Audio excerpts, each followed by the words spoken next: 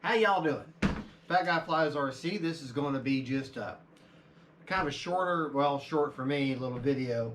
We're going to talk about two subjects. We're going to talk about how to do a range test with your Spectrum DX9, or most all the computerized Spectrum radios. They have pretty much behave the same way. Whether it's the new NX series or the DX series or some of the older ones. If you've got a screen down here, same basic idea. So let's go ahead and show you how to do a range test, and then we'll talk about why, and then we'll talk about how far you should be flying away with your plane. So let me just go ahead and show you how to do a range test. Now, I'm working with a DX9 here. Okay, so let me make sure the screen is centered. And I've got a model called the PA-18, which is a wonderful bush plane. All right, so you're on your main screen. You're going to go to your function list. You're going to go down to range test. This is on a DX9, but it'd be the same on a DX6 or some of the NXs. You'll see range test, and you go into that. And that test distance is 30 meters, okay? So you're going to make sure your plane is about 30 meters or 90 feet away, roughly at the end of your runway, okay? And then you're going to see this bind plug or the bind switch. You're going to press that, okay? That reduces the power, and what that does, simulates signal loss or being at the max end. Okay, and then all you're going to do is once you hit that, while you're holding that down, you're going to move your sticks and you're going to look for movement. You're going to, make sure your throttle, you see your prop come on for a second. Try to look for your ailerons, elevators while you're holding that bind button down. That's what performs the range test for you. Simulates power lost or the reduced power or the maximum range for your receiver versus your transmitter at this point in time. If you were to call Horizon Hobby or really any of the big radio makers, they're not going to give you a, hey, your range for your receiver is exactly so many feet. General rule of thumb is about 2,000 feet. Okay, now you think 2,000 feet, well, that's not very far. Well, think about a football field, okay?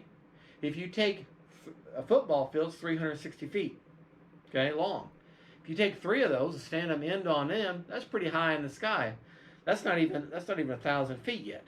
Okay, it's almost. Oh, actually, no, that'd be 1,080, wouldn't it? So that's just barely over 1,000 feet. So if you were to take, say, 6 football fields and put them end to end straight up, that's a long ways off.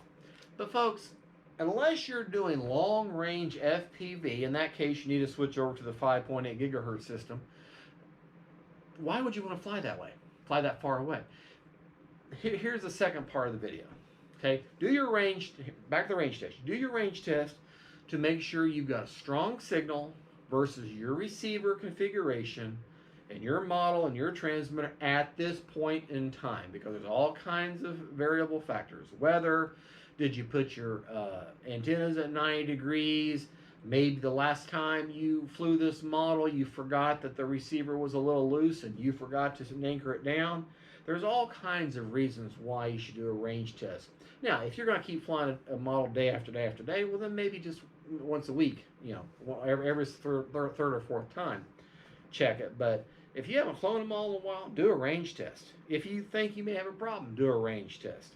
If you just think you should, do a range test. It doesn't, you're going to take a little bit of time to do your control surface check. Go ahead and, do a range test. Check your CG. Hey, there you go. So that's important. Now, how far should you fly?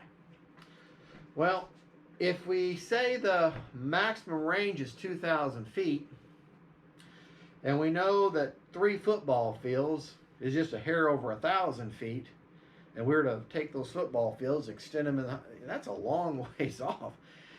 The general rule of thumb is if you can't tell what your plane is doing, or you can't tell the color anymore of that plane, or which way is up, it just looks like a little black speck, you're too far away. Okay? It's that simple.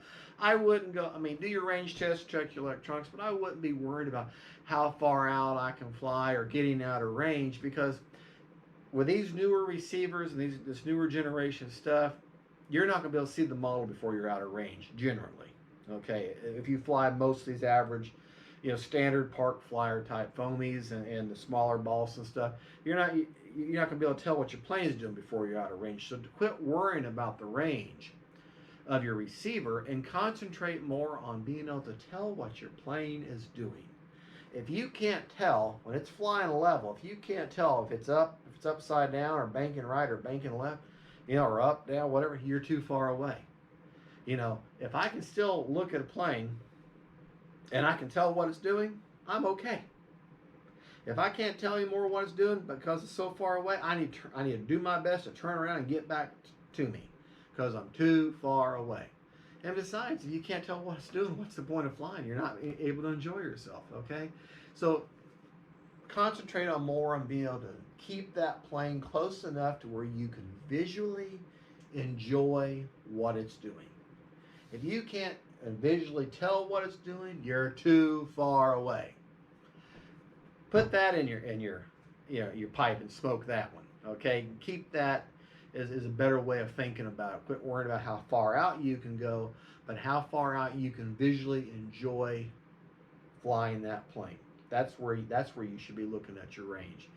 Now, some of these great big models, the great big giant balls and stuff, now they may have to put in range extenders and antennas and stuff because they do need to be further out for safety. And make bigger, wider turns, but that's an entirely different area of RC. But for the average park flyers and foamies, just fly to where you can still tell what it's doing, okay?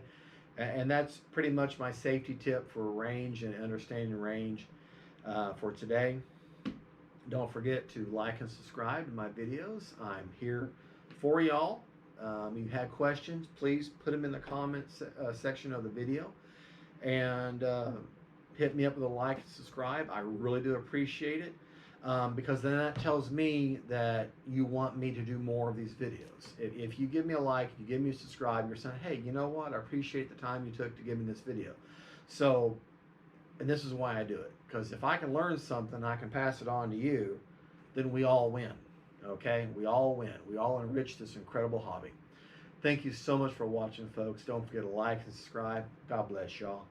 Now let me walk around and turn the camera off.